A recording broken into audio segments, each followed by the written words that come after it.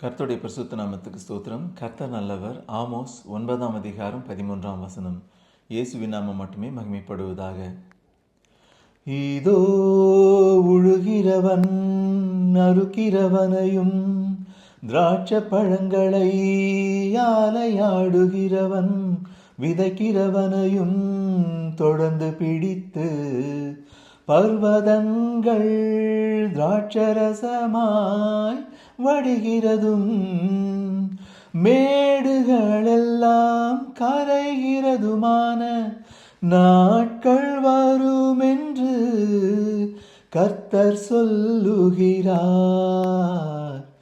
இதோ உழுகிறவன் அறுக்கிறவனையும் திராட்சை பழங்களை ஆலையாடுகிறவன் விதைக்கிறவனையும் தொடர்ந்து பிடித்து பர்வதங்கள் திராட்சரசமாய் வடிகிறதும் மேடுகளெல்லாம் கரைகிறதுமான நாட்கள் வருமென்று கர்த்தர் சொல்லுகிறார்.